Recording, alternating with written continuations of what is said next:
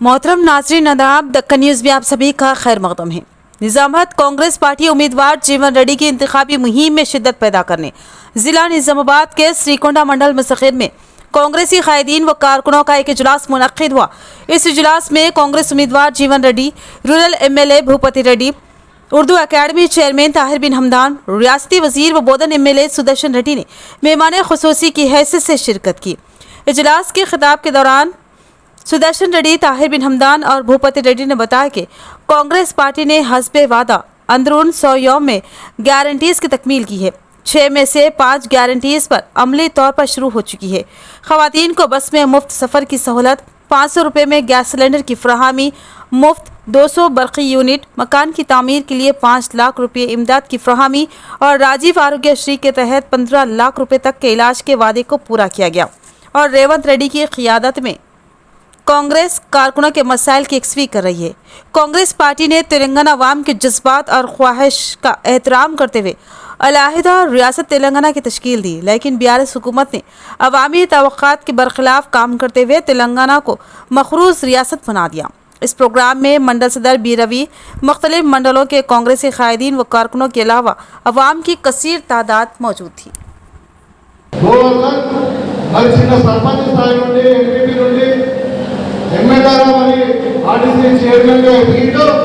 కానీ మన మండలానికి ఏమీ లేదని 40 నుండి చెప్పడం జరిగింది.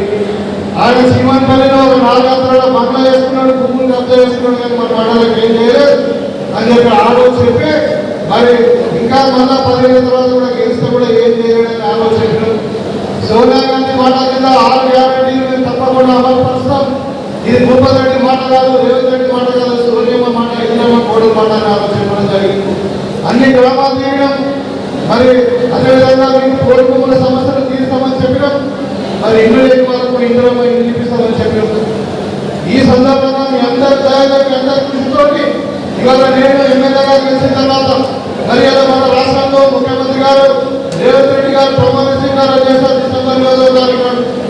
అదే రోజు చెప్పినటువంటి అభయస్థంలో ఉన్నటువంటి గ్యారంటీల కొరకు మరి సంతకం పెట్టడం చేయడం జరిగింది. మొట్టమొదటి సంతకం కూడా అభయస్థం మీద చేయడం జరిగింది.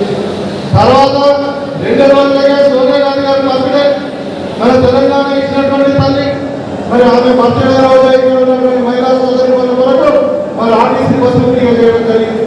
ఇవాళ నాకు గర్వంగా ఉంది. నేను చెప్తా ఉన్నా, ఇవాళ 4,000 స్థాయిలో 30 కోట్ల మంది మహిళలు RTC వారు ఫ్రీగా తిరిగింది. మీరు ఎటువైనా మీ పండుగకు పోయినా, మీ అత్తగారింటికి పోయినా, మీ తల్లిగారింటికి పోయినా, మీ పిల్లలు చదువుకుంటే హైదరాబాద్కి పోయినా, లేకుంటే భద్రాచలికి పోయినా, సంబంధ సరళకు దేవస్థానానికి పోయినా కానీ వాళ్ళ మహిళలు, అదేవిధంగా పిల్లలు ఎవరైతే చదువుకున్నారు 1 కోట్ల మంది మహిళలు RTC బస్సు ఉచితంగా వాడుతున్నారు.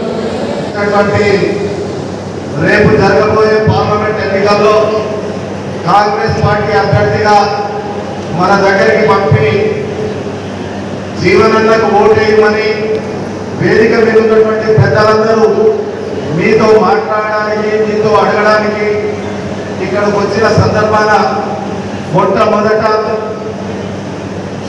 మన జిల్లా కాంగ్రెస్ అధ్యక్షుడు మోహన్ రెడ్డి గారికి, ఎందుకంటే మొన్ననే ఆయన చైర్మన్ అయిన నాతో పాటు, అదేవిధంగా నగేష్ రెడ్డి గారికి మధ్యలో ఉంటూ మీ సమస్యలను తెలుసుకుంటూ మీ అన్ని కార్యక్రమాల్లో పాల్గొంటూ ఈరోజు చేతులు జోడించి జీవనన్నకు చేతు గుర్తుకు ఓటేయమని అడగడానికి చేసిన సందర్భాన ఒక్కసారి అందరూ చేతులు ఎత్తి మీరంతా జీవనన్నను బలపరుచుకుందామనేటువంటి మాట చప్పట్లతో స్వాగతం తెలియజేయవలసిందిగా మేము అనుకుంటా ఉన్నాం. చాలా సంతోషం. దాదాపు జీవనన్న ఈ ప్రాంతంలో ఇది మీ ఎన్నిక 11వ ఎన్నిక.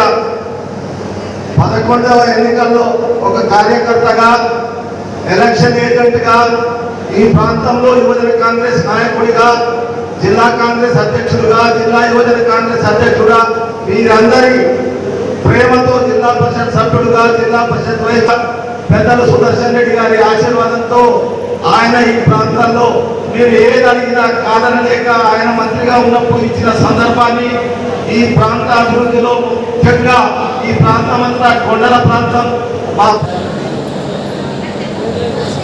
సమావేశం తలపెట్టినటువంటి సిరికొండ మండల కాంగ్రెస్ అధ్యక్షులు సోదరుడు రవి గారు, ముఖ్యంగా ఈనాటి కార్యక్రమ ముఖ్య అతిథులు,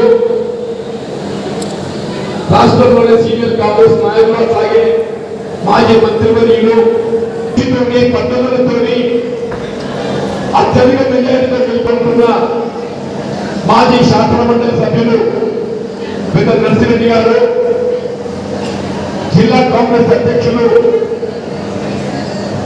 సహకార వ్యవస్థల అధ్యక్షులుగా బాధ్యతలు చేపట్టినటువంటి మానాల మోహన్ రెడ్డి గారు, పార్లమెంట్ ఎన్నికల్లో అఖిల భారత కాంగ్రెస్ పార్టీ మన నిన్నమామ చెందినటువంటి కాంగ్రెస్ నాయకులు అందరి అభిప్రాయంతో ఏదైతుందో మన అభ్యర్థిగా ఎన్నిక చేయడం, ఈరోజు అందరినీ మద్దతు కోరడానికి మరియు ఎన్నికల క్షేత్రంలో ఏదైతుందో సమాయంతో చేయడం భావంతో మీ ముందుకు రావడం జరిగింది.